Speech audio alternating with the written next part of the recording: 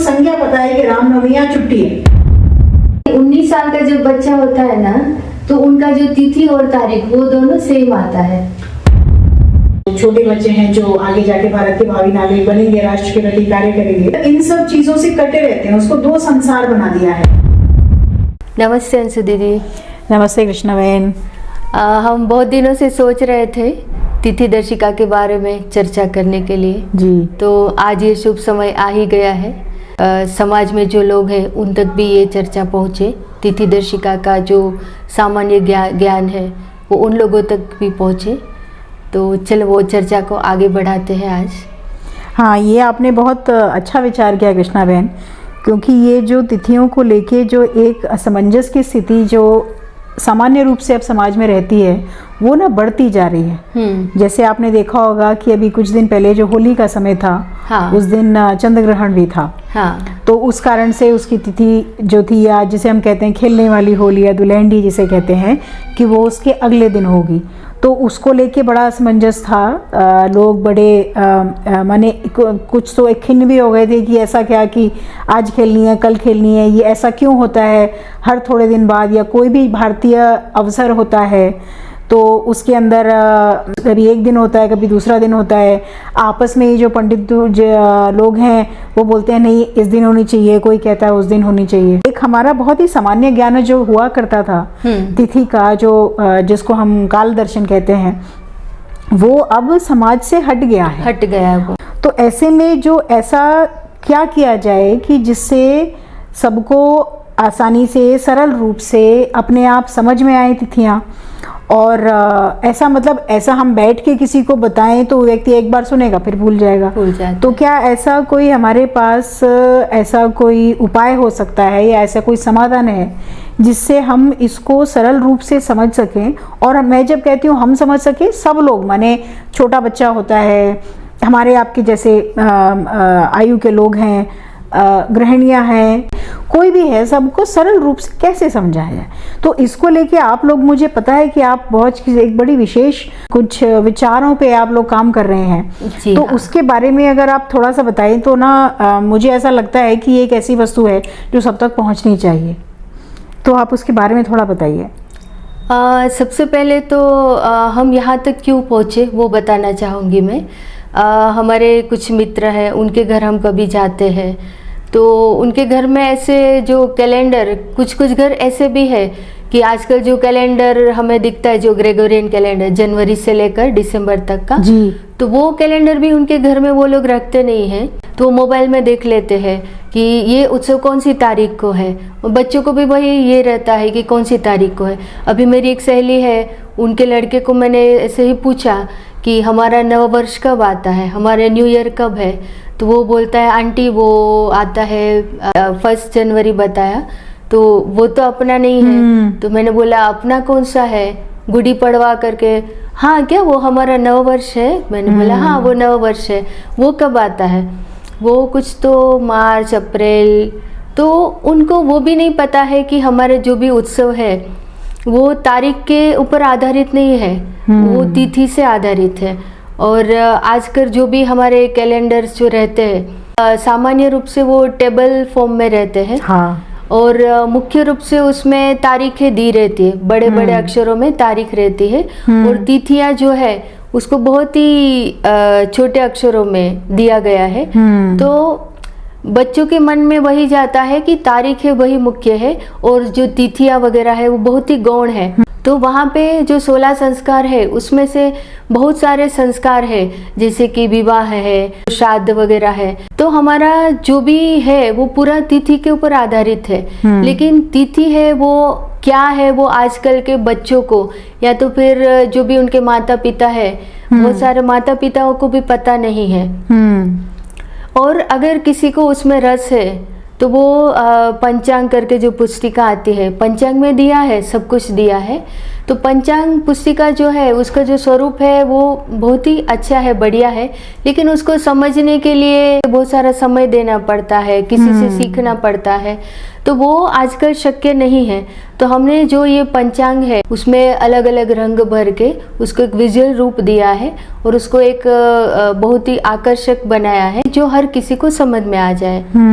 ये आपने बहुत अच्छी बात कही, क्योंकि हम विशेष रूप से अगर कहें तो जो बच्चों के साथ आजकल हम बहुत काम करते हैं, गुरुकुल की ओर से भी जो अधिकतर जो सारा कार्य है वो कौमार भर्ती पे, या जो हमारी आने वाली जो प्रजा है और जो छोटे बच्चे हैं जो आगे जाके भारत के भावी नागरिक बनेंगे, राष्ट्र के प्रति कार्य करेंगे, उन पे बहुत सारा ध्यान होता है।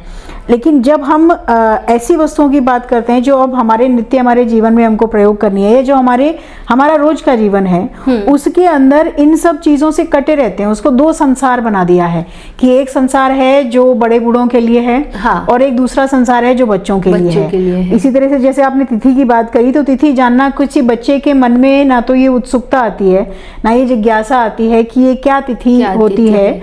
उसको ये एक बोझ लगता है। और उसका एक बड़ा कारण जैसे आपने बताया कि वो जो पंचांग पत्रिकाएं होती हैं वो इतनी माने बच्चे के लिए बहुत जटिल है वो। और बात बच्चे की नहीं है, जिसको उस विषय का ज्ञान नहीं है, जो अब मेन स्ट्रीम नहीं रह गया है, उस किसी के लिए भी होती है, तो वो क्या करते हैं, उसको छोड़ देते हैं, उसको छोड़ के आगे बढ़ जाते हैं। ये तिथि दर्शिका ये बहुत विजुअल है, बड़ा एक बहुत ही रंगीन सा, हाँ, बड़े सारे इसके अंदर रंग है। या इसके लिए कोई ट्रेनिंग चाहिए, किसी प्रकार का कोई अभ्यास करना पड़ेगा? बहुत ही आप सरलता से समझ पाएंगे इनको। तो जैसे मैं आपसे मोटा मोटा पूछूं तो जो सबसे पहली पंक्ति है जो मुझे पीले रंग की दिख रही है, तो मैं क्या ऐसा अनुमान करूं कि ये इसमें सूर्य का या दिन का कोई कंपोनेंट है, उसका कोई पक्ष है? तो जो दिन है तो हमारा जो हर एक दिन है वो हमें इसमें देखने को मिल सकता है। उसको हमने नाम तिथि दिया है जी, कि जैसे ग्रेगोरियन कैलेंडर है वो डेट के ऊपर आधारित है, तारीख के ऊपर, लेकिन वैदिक काल गणना जो है वो सूर्य, चंद्र, पृथ्वी और नक्षत्र, वो चारों के ऊपर आधारित है। जबकि जो ग्रेगोरियन कैलेंडर है वो केवल सूर्य के ऊपर आधारित है। हाँ। और कुछ ऐसी काल गणनाएं भी है कि जो केवल चंद्र के ऊपर आधारित है। लेकिन उसमें जैसे जैसे आगे जब बढ़ते हैं तब वो जो समय रहता है उसमें 11 दिन का अंतर आता है, और वो जो वर्ष है वो ऋतु के हिसाब से वगैरह वो पीछे चला जाता है जी। अभी हमारे भारत देश में 6 ऋतुएं हैं, जो भौगोलिक स्थान है उसके अनुसार हमारे भारत देश में 6 ऋतुएं हैं जी। तो हमारे जो ऋषि मुनियों है और उन्होंने जो हमारी जो दिनचर्या होनी चाहिए, हमारे जो उत्सव होने चाहिए, वो पूरा आयुर्वेद के अनुसार वो उत्सवों के स्वरूप में उन्होंने ऐसे जुटाए हैं।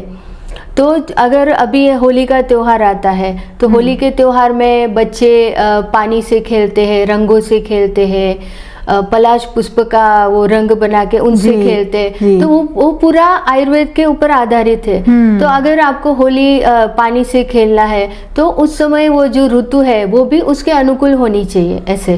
तो हमारे जो भी उत्सव है वो वही ऋतु में आए, उसके लिए हमारी वैदिक काल गणना बनाई गई है। उसको हम बोलते हैं लूनी सोलार कैलेंडर। अच्छा। तो वहाँ पर चंद्र, सूर्य, पृथ्वी और नक्षत्र वो चारों की काल गणना करके बनाया गया है। और तो इसमें जो एक दिन रहता है, क्योंकि जो जैसे हम होली की ही बात कर रहे थे, या मान लीजिए हम किसी भी तिथि की बात करें, तो जब वो 2 दिन में आती है तो ये एक वो प्रश्न हमेशा रहता है कि ये तिथि जो है 2 दिन में कैसे हो जाती है, कि वो आज भी है, कल भी है, मान लीजिए 1 तारीख को भी है, 2 तारीख को भी है, तो ये ऐसा कैसे होता है? क्या ये 24 घंटे के हिसाब से, 24 तास के हिसाब से नहीं चलता? नहीं, जनरली हमें सामान्य रूप से ये रहता है कि जैसे तारीख है वो रात को 12 बजे शुरू होती है, 12 बजे खत्म होती है। जो ग्रेगोरियन कैलेंडर है, अभी आजकल हम देखते हैं आजकल के बच्चे हैं जन्मदिन मनाते हैं, बर्थडे रात को 12 बजे केक कट के सेलिब्रेशन करते हैं। लेकिन हमारे जो भारतीय दिन रहते हैं वो सूर्योदय से दिन की शुरुआत रहती है। आज के सूर्योदय से लेकर कल का जो सूर्योदय रहता है वहां तक हमारा पूरा दिन माना जाता है। और जो ग्रेगोरियन कैलेंडर में जो सूर्य के आधारित जो कैलेंडर है उसमें एक दिन की अवधि 24 घंटे की रहती है, जबकि हमारे जो तिथि है वो तिथि की अवधि 24 घंटे की नहीं रहती है। हो भी सकती है, नहीं भी हो सकती है। तिथि का जो अवधि है वो कम भी हो सकता है, ज़्यादा भी हो सकता है, 22 घंटे भी हो सकते हैं, 25 घंटे भी हो सकते हैं। तो अभी जो आपने पूछा कि कभी कभी ऐसे रहता है कि एक ही तारीख में दो दो तिथियां भी रहती है ऐसे, तो जब भी सूर्योदय के समय जो तिथि रहती है वही तिथि पूरे दिन की तिथि मानी जाती है, भले ही वो 1 मिनट के लिए हो या 2 मिनट के लिए, उसके बाद तुरंत दूसरी तिथि शुरू होती है, लेकिन सूर्योदय के समय जो तिथि है वही तिथि पूरे दिन की मानी जाती है। तो जैसे अगर मैं एक उदाहरण हूँ, तो जैसे एकादशी है, तो एकादशी का जो आरंभ है वो समझिए आज के दिन शाम को 4 बजे से वो तिथि आरंभ हुई, और वो कल जो सूर्योदय के समय, जिस समय सूर्योदय हुआ, समझिए सुबह 6:45 पर, उस समय जो है वो तिथि है। हाँ। तो वो आज के दिन को एकादशी मान के उसके सारे कार्यक्रम करे जाएंगे या कल को एकादशी माना जाएगा? कल को माना जाएगा। अगर सूर्योदय के समय एकादशी का तिथि है तो वो कल ही मानी जाएगी। हाँ, और इसी कॉन्सेप्ट को ये हम सबको बता दें तो सब इसका ध्यान करें।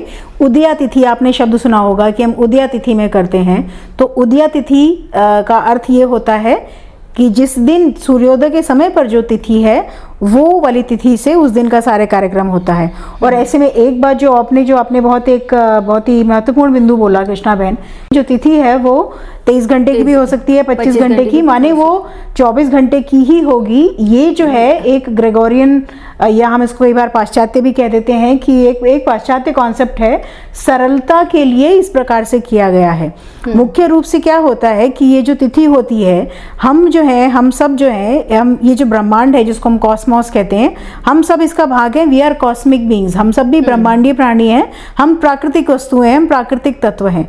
तो इसलिए हमारा सामंजस्य भी जो है, जैसे प्रकृति चलती है उसके हिसाब से ही भारत की वैदिक काल गणना का डिसीजन हुआ है, उसका निर्णय हुआ है। तो जो चंद्रमा पृथ्वी के चारों ओर जो एक परिक्रमा करता है वो पूरी एक तिथि होती है। तो वो जो उसकी परिक्रमा है वो 24 घंटे की एकदम यूनिवर्सल, एकदम बराबर नहीं होती है। वो परिक्रमा किसी दिन 23 घंटे में भी हो जाती है, किसी दिन 24 घंटे 5 मिनट की होती है, किसी दिन 23 घंटे 17 मिनट की होती है। इसी प्रकार से अलग अलग ड्यूरेशन की होती है। और जो भारतीय गणना है, जो भारतीय कैलेंडर है, वो एग्जैक्ट जितने समय की उसकी गणना होती है उस दिन की, या जो परिक्रमा होती है, वही तिथि का काल माना जाता है। इसीलिए जो वैदिक जो काल है, जिसको हम समय कहते हैं, एक तिथि की अवधि कहते हैं, वो बिल्कुल प्रिसाइज होती है। तो ये जो प्रिसीजन है, जनरली इसको देखना कैलेंडर, मतलब जो हमारी काल पत्रिका होती है, पंचांग, उस पत्रिका में बड़ा जो है वो कठिन होता है। हाँ, बहुत जटिल दिखता है वो। ऐसा कुछ आपने किया है आपकी जो तिथि दर्शिका है कि हम पता कर सकें, माने सरल रूप से, जैसे मान लीजिए कोई छोटा बच्चा भी देखे, तो क्या वो समझ सकता है कि कब शुरू हो रही है, कब खत्म हो रही है? बिल्कुल समझ सकता है। यहाँ पे हमने जो भी सबसे पहले तो ये जो एक मास रहता है, चैत्र मास है, तो उसको हमने 2 पृष्ठ में बांटा है। अच्छा, हाँ। तो ऐसा क्यों? क्योंकि जो एक मास रहता है उसमें 2 पक्ष रहते हैं, शुक्ल पक्ष और कृष्ण पक्ष। अच्छा। ऐसे 2 पक्ष रहता है। तो शुक्ल पक्ष अर्थात जिसको हम बोलते हैं वैक्सिंग मून, यानी जब चंद्रमा अमावस्या से अगले दिन से लेकर उसकी रोज एक एक कला बढ़ती हुई वो पूर्णमासी तक जाता है, उसको कहते हैं शुक्ल पक्ष, बढ़ता हुआ चंद्रमा।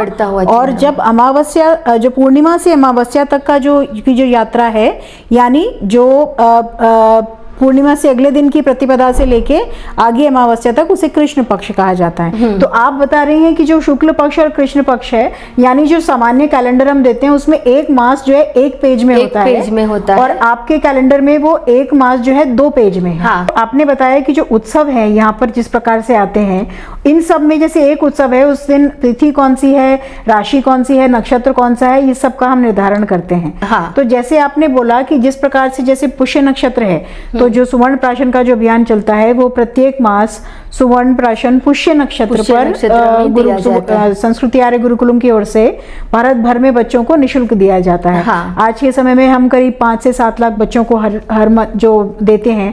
तो यानी वो पुष्य नक्षत्र है, उसको हम जो है, कोई बच्चा भी अपने आप देख के, उसको नहीं पता कि आगे कब जाना है, तो उस कैलेंडर को देख के वो स्वयं में निर्धारित कर सकता है कि वो पुष्य नक्षत्र कब है और कब उसको सुवर्ण प्राशन लेना है। और मेरे ख्याल से इसी प्रकार से जब ऐसा है तो सब बच्चों को अपनी डेट तो आजकल पता होती है अपने जन्मदिन की, हाँ। लेकिन उन्हें तिथि तो पता ही नहीं है। पता ही नहीं है। अब तो आज के समय में तो ऐसा दुर्भाग्य है कि माता पिता भी बहुत सारे ऐसे हैं कि उन्हें अपने बच्चे के जन्म की तिथि याद नहीं होती। मान लीजिए किसी की जो है चैत्र शुक्ल द्वादशी, यानी जो चैत्र नवरात्रि शुरू हुए वो द्वादशी के दिन है उसका जो है वो जन्म हुआ, तो वो लेकिन उसकी जो डेट है, मान लीजिए जो डेट थी वो डेट थी समझिए 17 मार्च, जिस समय हो गए उसको 5-6 वर्ष पहले, तो आज क्या वही डेट 17 मार्च को ही क्या वही तिथि दोबारा होगी या नहीं होगी? नहीं, वो अभी उसके पीछे भी एक बहुत ये रहस्य है। जो हम एक गुरुकुल से जुड़े हैं, गोवर्धन आश्रय, और मेरी बेटी वहाँ पे पढ़ती है, हम लोग भी उधर सेवा देते हैं। तो वहाँ पर हमने ये तिथि दर्शिका रखते हैं, हम उसको बड़ा प्रिंट करवा के, तो वहाँ पर बच्चों वगैरह उनको पूरा ज्ञान है तिथि का। अच्छा। सभी को एक दूसरे की जो जन्मदिन की तिथि है सभी को याद रहता है ऐसे। अच्छा। तो बच्चे रोज ये तिथि दर्शिका देखते हैं, तो बच्चों ने ये उसका ऑब्जर्वेशन किया और बताया मुझे कि ताई 19 साल का जब बच्चा होता है ना, तो उनका जो तिथि और तारीख वो दोनों सेम आता है। ओह, हाँ। तो वो चक्र जो है वो 19 वर्ष का 19 वर्ष का है। इसको हाँ। भी हम सत्यापित करेंगे एक बार। अरे वाह!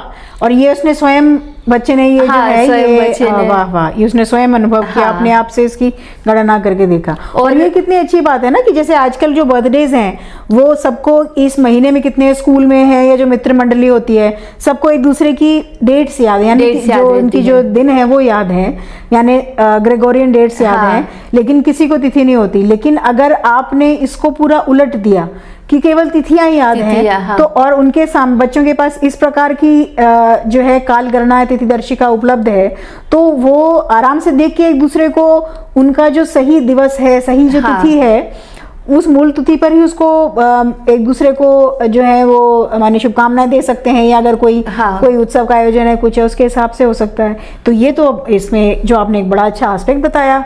हमारे बच्चे जो गुरुकुल के हैं वो रामायण महाभारत उनका अध्ययन होता है उनको। जी जी जी। तो वो भगवान का जन्म कौन सी तिथि में हुआ था, उनका नक्षत्र कौन सा था वगैरह, वो भी उनको याद रहता है। तो वो देख देख के उनको ऐसे बताते हैं दिखुताई कि राम भगवान का अभी इस बार जन्म है, वो 27 मार्च को आ रहा है, रामनवमी। तो उस दिन पुनर्वसु ये था नक्षत्र। तो यहाँ पे भी हम देख सकते हैं कि जब भी तिथि के अनुसार हम देखते हैं जन्मदिन वगैरह, तो जो नक्षत्र हमारा रहता है जन्म के समय, वो नक्षत्र उसी दिन रहता है, या तो एक दिन आगे पीछे हो सकता है, लेकिन उतना तो रहता है कि नक्षत्र आता है ऐसे। और जैसे ये तो आप बता रही हैं उन बच्चों को जिन बच्चों को ये ज्ञात है कि मान लीजिए भगवान का जन्म हुआ कि जैसे जो राम का जन्म है वो पुनर्वसु नक्षत्र में चैत्र शुक्ल नवमी के दिन हुआ। लेकिन जिसको नहीं पता है, मान लीजिए जो बच्चे आजकल के आधुनिक अधिकतर बच्चों को छोड़िए बड़ों को भी नहीं पता होता, तो जो आपके सबसे बाहर का जो अर्धमंडल है उसमें जैसे लिखा है रामनवमी, तो यानी इस दिन अगर वो सब कुछ देखे तो उन्हें पता लग जाएगा अपने आप ही। उनको नहीं पता कौन से नक्षत्र में होता है, लेकिन जब हम रामनवमी बोल रहे हैं तो वो पुनर्वसु नक्षत्र होगा, तो अच्छा वो पुनर्वसु नक्षत्र है, अच्छा ये तो शुक्ल पक्ष है, तो अच्छा वो शुक्ल पक्ष है, अच्छा ये तो नवमी है, तो अच्छा वो नवमी है। तो इस प्रकार से केवल उसका नाम, उन्हें केवल संज्ञा पता है कि रामनवमी यहाँ छुट्टी है, हाँ। ये गेस्टेड हॉलिडे होती है तो भाई रामनवमी की छुट्टी है, तो रामनवमी की छुट्टी है। तो लेकिन अब मुझे पता करना है या मुझे पता नहीं भी करना है, अगर मैं इस तिथि दर्शिका को देख रहा हूँ या देख रही हूँ, तो मुझे अपने आप पता लग जाएगा कि ये जो इसके अंदर उसके कौन कौन से अंग थे। तो यानी जिस दिन रामचंद्र जी का जन्म हुआ था या जिस दिन कृष्ण का जन्म हुआ था, उस दिन नक्षत्र क्या था, उस दिन तिथि क्या थी, उस दिन पक्ष कौन सा था, उस दिन मास कौन सा था। तो ये मैं तो इसको देख के ये अनुमान कर रही हूँ कृष्णा बहन कि ये एक ही माने कहने को एक पृष्ठ है, लेकिन इतने सरल रूप से, मतलब जो साधारण रूप से देखकर विजुअली हमको समझ में आ जाए, किसी को भी समझ में आ जाए जिसको जानकारी नहीं है भारतीय कालगणना की, वो भी बहुत ही सरलता से इसको देख सकता है। तो अब यहाँ पे मैं 2 चीजें आपको बोलूंगी कृष्णामन। पहली बात तो ये मैं रख रही हूँ, तो ये तो मैं आपको वापस ले जाने नहीं दूंगी, लेकिन मुझे इसका पूरा विश्वास है कि इसको देखने के बाद बहुत सारे जो लोग हैं वो भी इसको प्राप्त करना चाहेंगे, वो चाहेंगे कि उनके घर में हो। और मुझे तो ऐसा लगता है कि ऐसी वस्तु है जो प्रत्येक भारतीय के घर में होनी ही चाहिए, क्योंकि ये जो आपने इसका इतना सुंदर जो एक रूप बनाया है, प्रस्तुत किया है, ऐसा जो इसका उपयोग जिस प्रकार से बहुत ही जैसे कहते हैं ना, ये हमारे जीवन का भाग बन सकता है, या इसको कहाँ से प्राप्त किया जा सकता है?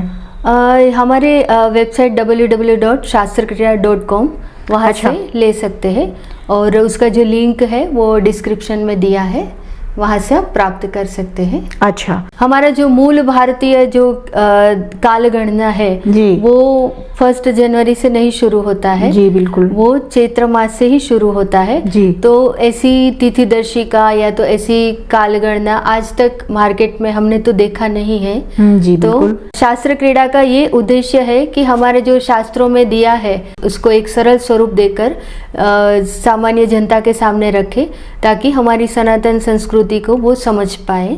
ये जो कॉन्सेप्ट है, ये संदर्भ जो है हमारे सामने प्रस्तुत किया है, और एक कर्म योग की जो आपने इसको एक कर्म फल के रूप में जो सबके सामने लेकर आया है, उसके लिए आपका बहुत बहुत आभार, बहुत बहुत धन्यवाद। बहुत बहुत धन्यवाद अंशु दीदी। कुछ वर्षों से हम देख रहे हैं कि भारतीय कालगणना है वो धीरे धीरे लुप्त हो रही है, तो उसके समाधान का एक विचार जो आया था उसको शास्त्र क्रीड़ा ने एक स्वरूप दिया है और वो आज प्रस्तुत कर रहे हैं। आशा करते हैं कि सभी भारतीय इनका स्वीकार करेंगे। जय श्री कृष्ण। जय श्री जय श्री कृष्ण।